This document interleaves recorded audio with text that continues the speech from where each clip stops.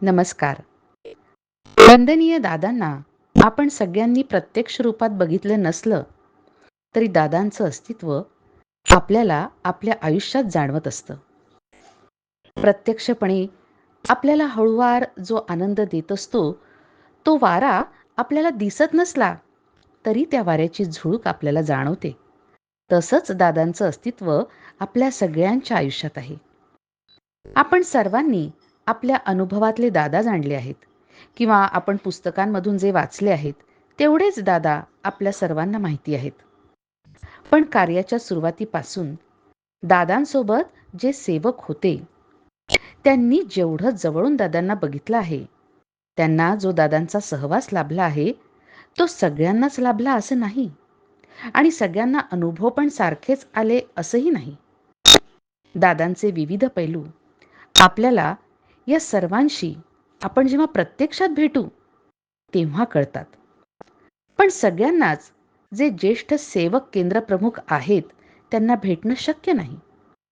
तेव्हा ज्या गोष्टी आपण पुस्तकात नाही वाचल्या, पण ज्या गोष्टी या सगळ्यांच्या हृदयात कायमच्या कोरल्या गेलेल्या आहेत, असे अमृतानुभव आपल्याला माहीत नसलेले दादा, दादांच्या आठवणी या सर्व भक्त भाविकांपर्यंत पोहोचाव्यात या दृष्टीनं गुरुसंवाद ही मालिका आम्ही आपणासमोर प्रस्तुत करीत आहोत. या मालिकेमधून आपण न ऐकलेले, आपल्याला माहीत नसणारे वंदनीय दादांसोबतचे या सर्वांचे सुखद क्षण, अशा सर्व ज्येष्ठ गुरुबंधू भगिनी आणि केंद्रप्रमुखांकडून घेतलेल्या या मुलाखती आपण सर्वांना मार्गदर्शक आणि येणाऱ्या तरुण पिढीला प्रेरणा देऊन, प्रोत्साहित करून कार्य पुढे नेण्याला निश्चितच मार्गदर्शक ठरतील. या सर्व मुलाखती या चॅनलवर आपणास बघायला मिळणार आहेत. तेव्हा या अमृतानुभवांचा आपण सर्वांनी लाभ घ्यावा ही आपणा सर्वांना विनंती. शुभम भवतु. गुरुसंवाद मालिकेअंतर्गत आपण आदरणीय परब कुटुंबियांची मुलाखत ऐकत आहोत. परब आजींबद्दल एक विशेष गोष्ट अशी की परब आजी वंदनीय दादांकडे त्यांची मुलगी साधनाच्या लग्नाचा प्रश्न घेऊन आल्या होत्या. त्यातून बरेच प्रश्न उद्भवले. निराकरणात वंदनीय दादांनी घरात असलेले सगळे देव विसर्जन करण्यास सांगितले. तसे परब आजींनी केले. त्यांच्याकडे सगळेच देव चांदीचे होते. कसलाच मागे पुढे विचार न करता त्यांनी ते विसर्जित केले. इतकी त्यांची दादांवर श्रद्धा आहे. वंदनीय दादा काय सांगतील त्याचप्रमाणे त्या करत होत्या. वंदनीय दादा म्हणजेच आपले सर्वस्व हे त्या जाणत होत्या. तर आता ऐकूया त्यांच्या मुलाखतीचा भाग 2.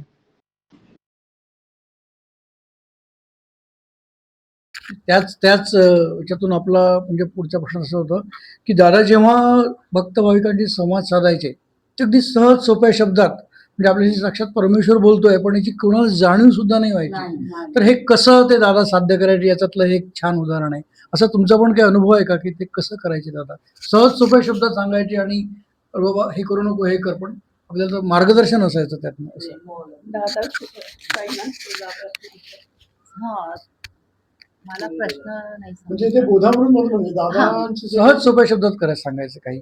दादाजी आपल्याला सांगायचे म्हणजे असं झालं होतं नाही असं झालं होतं की ते सांगेल ते आम्ही म्हणजे न विचार करता काही त्यांनी सांगितलंय ना मग ते करायचं आणि ते श्रद्धेने आणि त्याच्यामुळे बराच फरक पडला की आपल्या स्वभावात आणि आचरणात विचार करण्यात आणि त्याने खूप म्हणजे मला प्रत्येक वेळेला असे अनुभव येत गेले म्हणजे आरती अटेंड करून पण खूप फरक पडतो आणि आपल्याला कुठल्या गोष्टीचं असं हे म्हणजे नाही टेन्शन असं राहत नाही. ते होणार हे इतकं रिलॅक्स झालंय ना डोकं की दादानी सांगितलं ना हे करायचं मग ते करायचं. फक्त ते मगाशी बोलताना तुम्ही मराठी मीडियमचं काहीतरी सांगितलं. हा तेच ना प्रत्येक गोष्ट जे दादा सांगणार तो प्रश्न हा तेच पहिलं त्याच सुरुवात की दादा आम्ही ते मुलांच्या ऍडमिशनच्या संदर्भात ते पण आम्ही विचारलं दादांनी सांगितलं मराठी मीडियम मध्ये टाकायचं आता हे दोघे इंग्लिश मीडियम मध्ये शिकलेले बरं. कॉन्व्हेंट मध्ये. जुनी पिढी इंग्रजी आणि हा, मराठी. मग हे हे. तर हा, तर मराठी मीडियम मध्ये शिकून पण ते खूप आता म्हणजे खूप वेल एज्युकेटेड झाले. आणि साईनाथ कम्प्युटर इंजिनियर झालाय तो, आणि त्याने मास्टर केलं. बरं. त्याने ती ना त्यांची बुद्धी होत जाते की ते स्वतः ठरवलं त्याने. त्याला आम्ही कधी असं पुश नाही केलं की हे कर.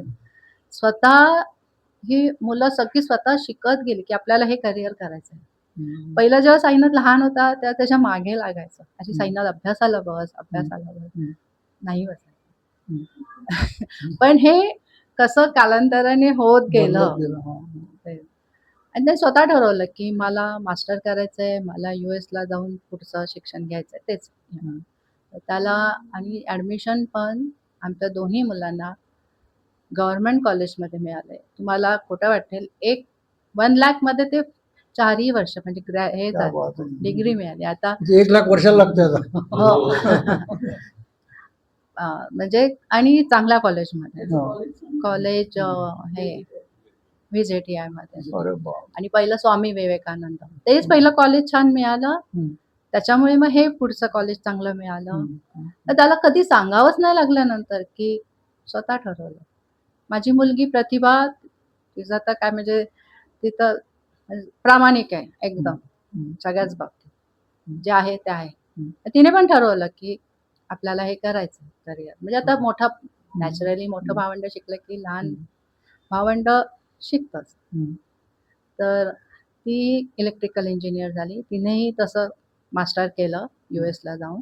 आणि हे सगळं स्वतःच्या ह्याच्यावर. आम्ही कुठेही कॉलेजमध्ये ते काय ही मुलं साधना करतात साधना का? करतात. दोघंही? माझ्या मुलीला कुठे ह्याच्यामध्ये मॉन्टेसरीच्या अगोदर LKG बालवाडी त्याच्यात तिला प्राइज मिळालंय. ती भीमरूपी ती म्हणतात. क्या बात. तो फोटो आहे. तेव्हा त्या किती वर्षाची असेल ती? 3 वर्षाची. 3.5 4 3.5. कधी दोघही मुलं म्हणजे कधी बघावं नाही लागलं, ओरडावं लागलं नाही.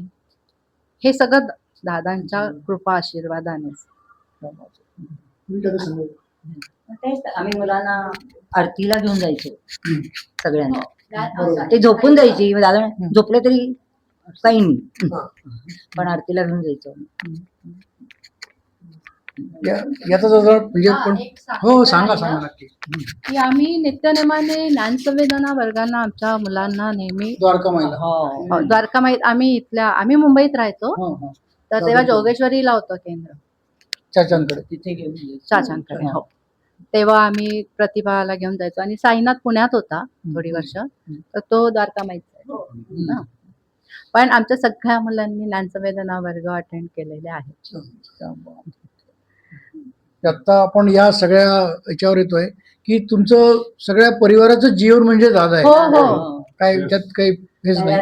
म्हणजे असं झालंय की काही असेल, आता नवीन साडी जरी ह्यांनी घेतली ना, घडी कुठे मोडायची? आरतीला जाताना. काही नवीन दागिना घेतला, पहिला कुठे घालायचा? केंद्रावर आरतीला जाताना. आणि अजूनपर्यंत आम्ही केंद्रावर काठपदराची साडी घालतो. जे आहे आपल्या ह्याच्यामध्ये गुरुप्रसादात सांगितलं, आणि आम्हाला आवडतं मनापासून. या तुमच्या सगळ्यांचं जे जीवन दादामय आहे हे तुम्हाला रोजच्या जीवनात असे अनुभव येतात, पण प्रत्येकाला असा एक अनुभव अविस्मरणीय असेल की जो यार खरंच आजपर्यंत तुम्ही शेअर नाही केला, सांगितला नाही, असा प्रत्येक जण सांगू खूप शकाल आहे. का? मला एक सांगायचं आहे. खूप आहे. तिला 1 मिनिट तिला राधिकाला जरा सांगून द्या ना, निरंजन आणि भाग्यश्री विषयी, त्या दोघांविषयी ते राहिले बोलायचं.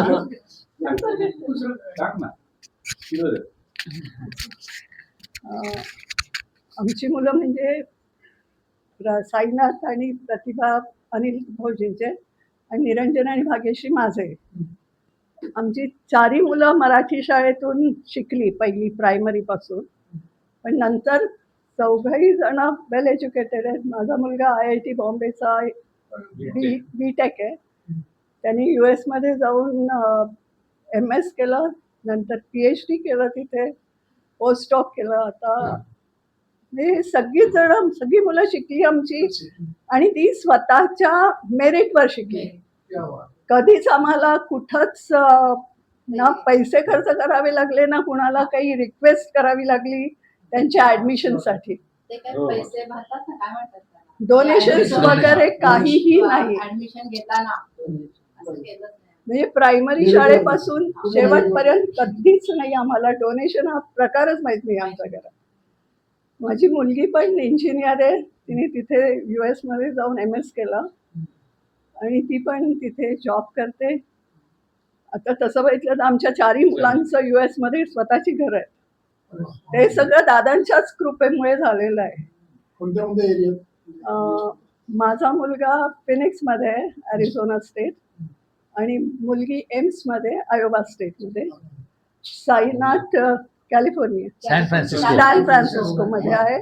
आणि मुलगी इथे LA ला आहे, लॉस एंजलिस. तर आम्हाला अमेरिका आणि हे काय हे काही माहिती नव्हतं. म्हणजे असं होईल पुढे.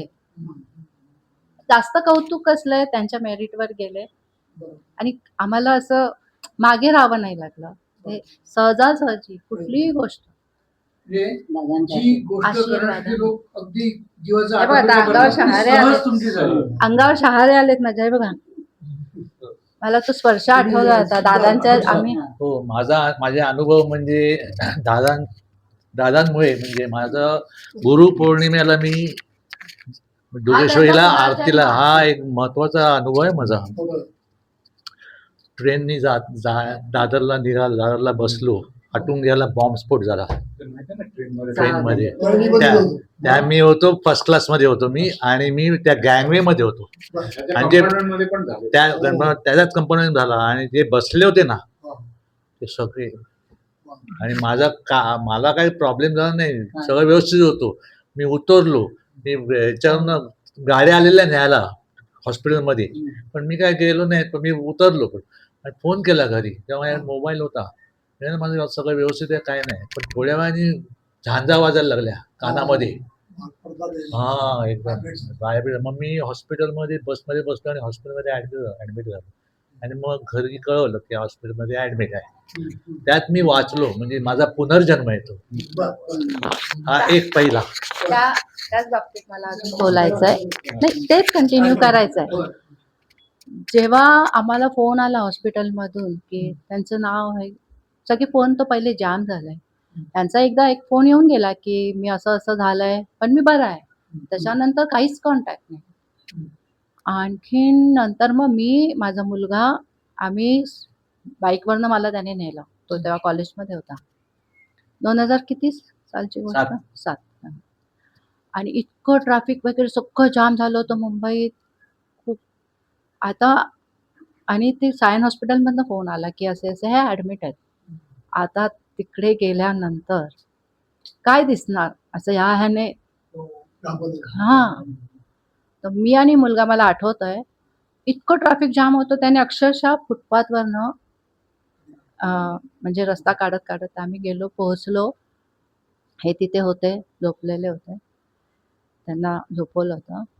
आणि बघते तर त्यांचा शर्ट सगळा धुळीने असा हे त्यांच्या बुवा आहेत ना, ती उष्णता निर्माण झाली होती त्या बॉम्बस्फोटमध्ये. आग लागली असणार ना, हे जळले होते, असे धुरकट झाले होते. हे केस असे ग्रे कलरचे धुरकट सगळे असे जळले होते वरचे थोडेसे उष्णतेने.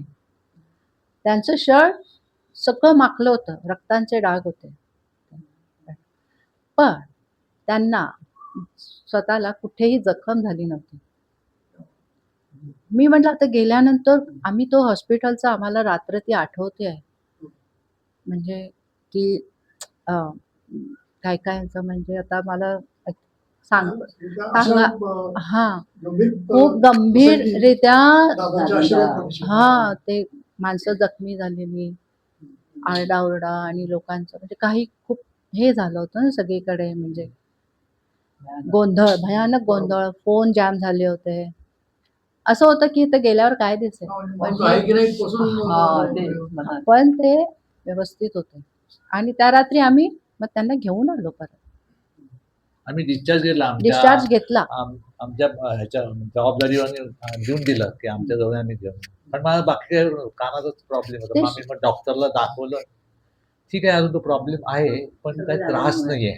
ते म्हणजे पण हे सगळं झालं लोकांचं हे का मला सांगायचंय काय, दादानी वाचलं. गुरुपौर्णिमा आणि मी जोगेश्वरी केंद्रावर होतो. हो गं, त्या आरतीला आम्ही जोगेश्वरीला मी आणि माझे मिसेस हे त्या जिथे बॉम्बस्फोट झाला बाजूच्या ट्रेनमध्ये झालो. म्हणजे आता ठीक आहे, विषय निघाला म्हणून हा, सांगतो. तर त्यावेळी म्हणजे मी जोगेश्वरी केंद्रावर आरतीला होतो आणि प्रार्थना केली की जे काय होईल ते व्यवस्थित होते. तिकडे ते दोघी व्यवस्थित होते. लहान मुलगी ती घाबरली होती त्या स्फोटामुळे. मग तिला त्या माझ्या मिसेसने नेऊन व्यवस्थित त्या रिक्षात वगैरे हे करून, पण तो प्रसंग म्हणजे मलाही आठवत. आणि दुसरा एक प्रसंग आहे. दुसरा दादानी कसं वाचलं. दादानी कसं वाचवलं. आमची कार होती फॅबिया स्कोडा. तर हे पहिल्यांदा वाचवलं, आता हे दुसऱ्यांदा. तर आम्ही पुण्यावरून मुंबईला निघालो होतो आणि मोठा ट्रॅफिक जाम होता आणि ती कामं चालू होती म्हणजे रस्त्याची वगैरे. आणि त्या बाजूला रस्ता रिकाम होता म्हणून मी आतून मारली आणि थोडीशी स्पीड वाढवला आणि स्पीड वाढवता वाढवता एक मोठा खांब मध्ये होता आणि त्याच्यावर ठोकली आणि मागणं पण एकाने ठोकली आणि ती गाडी अशी पलटी झाली आणि अशी उभी राहिली दोनदा आणि मी ही वरती आणि मी खाली अशी. आणि मी वरती असा बेल्ट लावता आणि गाडी ती स्कोडा होती म्हणून काही आग लागली नाहीये. इतका जबरदस्त धक्का बसला की आम्ही उलटे म्हणजे वर खाली झालो, पण काही झालं नाही आम्हाला. काही एक गाडी डॅमेज झाली, गाडी गाडी चक्काचूर. पेटली नाही. सगळ्या काचाच्या दुसरं ते एक असं. महत्वाचं. ते वलय असतात ना. म्हणजे एकदा आणि मग ती अशी गाडी पडली, नवीन म्हणजे परत पडली. इन्शुरन्स पैसे देऊन गाडी करून घेतली, नवीन झाली गाडी. तीच गाडी चालवली पुढे आणि आता 2015 साली 15 वर्ष वापरली. पण आणि आम्ही हा, हे आम्हाला दोन बाहेर प्रसंग. काढलं लोकांनी, गाडी सरळ केली, बाहेर काढलं आणि थोडा वेळ असं ट्रॉमा मध्ये, म्हणजे थोडं शून्यात होतो. खूप ट्रॅफिक जाम झालं सगळीकडे आणि गाडी तर आमची नंतर पोलीस स्टेशनला गेली. ते नाही म्हणजे ते एफ-आय-आर करतात ना, मोठा FIR ऍक्सिडेंट झाला करतात. ते झालं मोठा ऍक्सिडेंट होता. क्लिअर केलं त्यांनी सगळं. आणि मग आम्ही रात्री गेलो, काही सांगितलंच नाही. आम्ही घरी ऍक्सिडेंट कोणाला माहित नाही. आता ह्यांना माहिती आहे. सगळ्या लोकांना सांगतात. आणि असं की कुठेच म्हणजे असंही झालं असतं की कुठेच नाही ना, काही काहीच नाही, जखम नाही, कुठे काही नाही. तुम्हाला काय वाटतं? माझं तर ट्रान्सफरचं म्हणजे जसं निरंजनच्या वेळेस आम्ही संवेदना घ्यायला यायचो हो. दर महिन्याला, तर हिचा 4था-5वा महिना होता. म्हणजे दादा किती म्हणजे खूपच एक्सेप्ट नाही करणार आपण.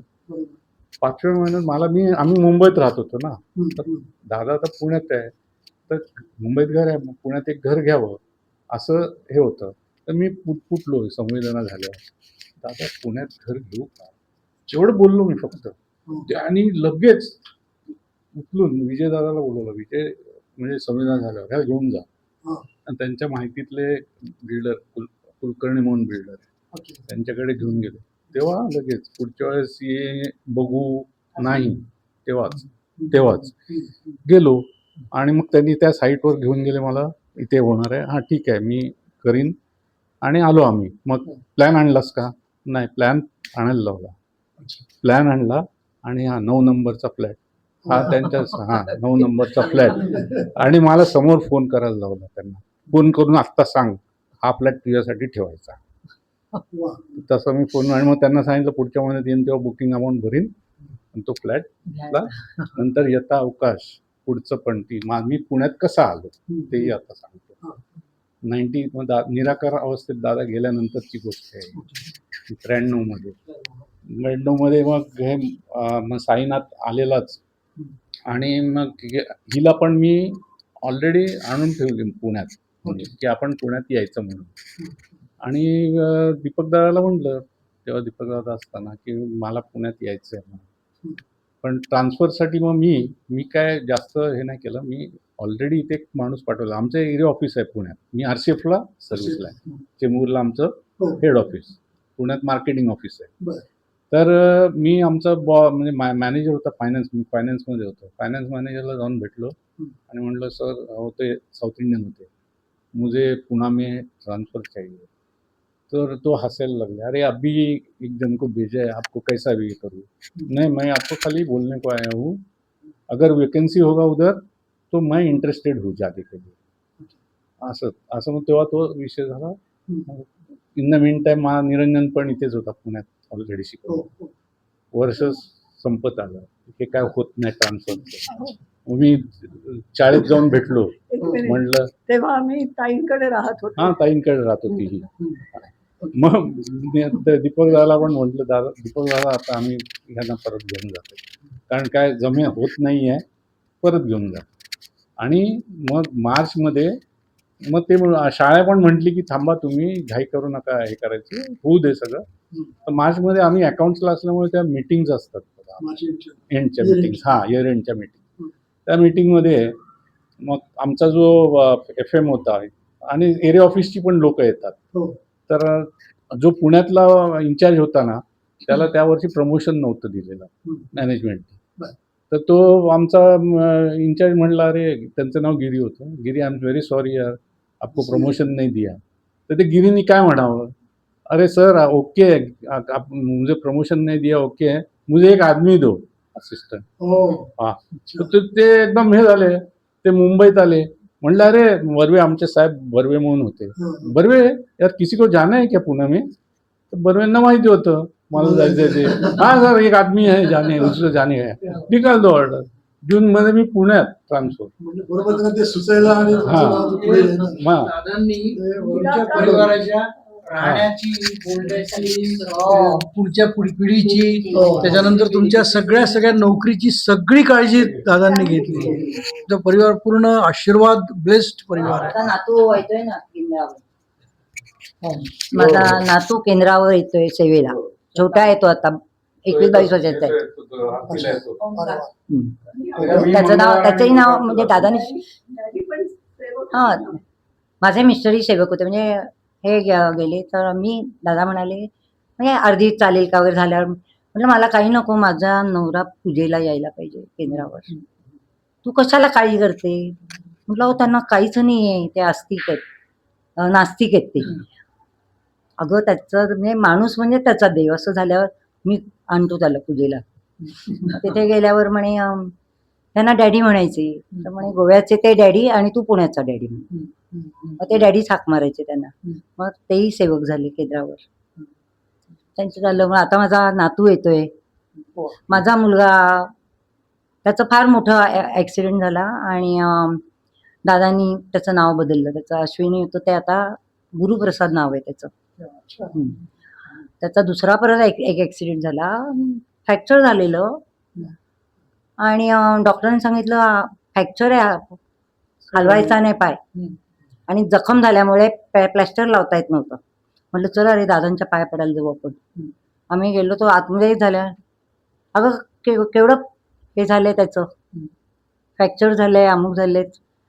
आत्ता जाऊन एक्सरे काढून ये. एक्सरे काढला तर त्याचं ते फ्रॅक्चर झालेलंच, पण हा पद्मासन घालायचा. आणि झाल्यानंतर दादा त्याला असे बाजूला घेऊन बसायचे आणि काहीतरी बघायचे. तो म्हणायचा अगं मम्मी काहीतरी मला ना आतमध्ये खेचल्यासारखं होतं त्या ॲक्सिडेंटचं. 3 दिवस बोलवलं त्यांनी. आणि तसं केल्यावर चौथ्या दिवशी हा शहाणा म्हणतो मी जाऊ का क्रिकेट खेळायला. तर म्हटलं अहो दादा यांनी सांगितलं 1 महिना जायचं नाहीये. कोण तो डॉक्टर, जा रे उद्यापासून खेळायला. आणि मग त्याला क्रिकेट खेळायचं होतं. तर बॅट घेऊन ये तुझी. ते स्ट्रोक वगैरे मारून दाखवले आणि म्हणाले ह्याच्यात करिअर करायचं नाही, तुला आवडतंय ना तू क्रिकेट खेळ, पण करिअर नाही करायचं. आता आपण आता हे अनुभवाचं वगैरे पाहिलं आणि इव्हन म्हणजे जे अनुभव आले ते अविस्मरणीय आणि कायमचे लक्षात राहणार आहे. कायमच्या लक्षात. आता आपला हा मार्ग आहे दादांचा गुरुमार्ग, आणि बाकी पण गुरुमार्ग आहेत. तर आपला हा मार्ग कसा वेगळा आहे इतर मार्गापेक्षा. इतर ठिकाणी त्यांचं ते ठराविक मंत्र दिलेले असतात किंवा आपलं तुम्ही कुठेही जी साधना आहे ती कुठेही बसून करा, आपण साधना करा. त्याच्यात हे दिलेलं आहे की साधना तुम्ही मनापासून करा. त्याला आसन दिलेलं आहे आपल्याला, पण आता आसन नसेल दुसरीकडे, तुम्ही धुतवस्त्र खाली घालून एक साधन, पण साधना करा. त्या साधनेत इतकं महत्व आहे का ते तुम्हाला तर आहेच फायदा, पण त्याच्यामुळे जे आत्मे आहेत ते हे होतात, त्यांना पुढची हे मिळते, मुक्त होतात त्याच्यातनं. म्हणून ते दादाने एक महत्वाचं सांगितलं होतं का, आणि तुम्ही ह्यानी केलीत सामुदायिक तर ती आणखीन, किंवा घरातही तुम्ही सामुदायिक बसलात सगळेजण,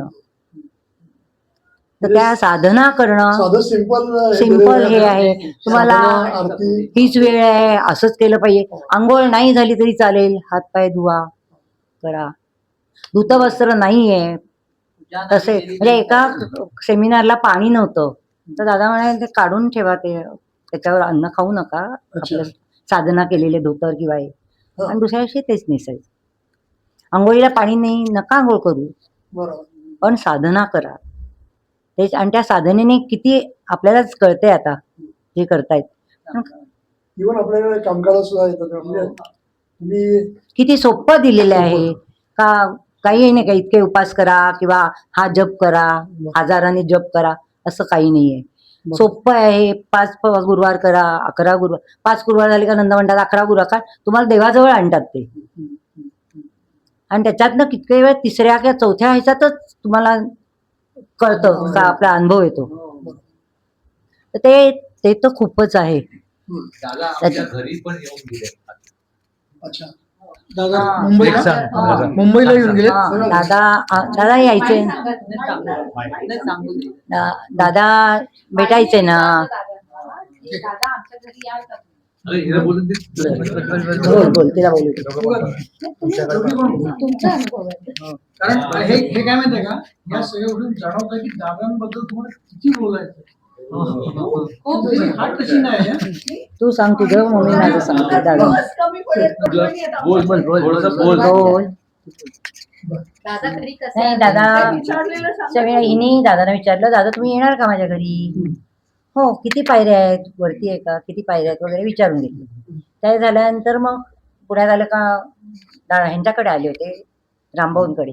तेव्हा माझ्या मुलाचं नाव त्यांनी बदललं, तेव्हा मी म्हटलं दादा तुम्ही येणार आहात ना घरी. हो येणार आहे ना. आणि मग रामभाऊंना वगैरे सांगितलं, अरे आपल्याला जायचंय यांच्या घरी.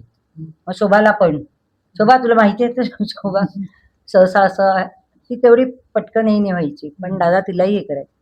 तिला म्हणा, ही तिची मैत्रीण जास्त, मी नंतर, ती आताही सांगते ही नंतर घुसलेली म्हणून. तेव्हा ते दादा मला म्हणायचे, तुझी मैत्रीण खाली आहे, तुला काही मिळणार नाही खायला. आणि ते म्हणायचे शोभाला, मग तुझी मैत्रीण आली वरती, असं व्हायचं ते. त्याच्यामुळे माझं आणि शोभाचं मग खूपच होतं. मग दादा घरी आले आमच्या, आले आणि बसले, तर सगळं मला नाही दादा जेव्हा खाली आले ना गाडी कारमधनं आले ना, दीपक दादा घेऊन आले. त्यात वल्लभ शेठ तुम्ही बघितलेत ना, वल्लभ त्यांचे सेवक होते फार. सेवक होते ते रामभाऊ आलेले. मी गेलो होतो खाली रिसिव्ह करायला दादांना, आणि दादाने पहिलाच माझा हात एवढा जोरात पकडला की त्यांचा हात ना कापसासारखा मी कधी जाणवला की नाही, म्हणजे बघितलं नाही असा हात पकडून माझ्याबरोबर आले, आणि मग आमच्या घरी मी घेऊन आलो त्याला. एवढं मला सांगायचं होतं. त्यांच्यासाठी आईने बसायला खुर्ची, आसन, वेगळं कपाशी. कब्बशी वेगळी. आमच्याकडे वड्याचं चालू आहे अजूनही. आमची परिस्थिती हे झाल्यामुळे आम्ही वडापाव गाडी काढलेली, ती अजून आहे.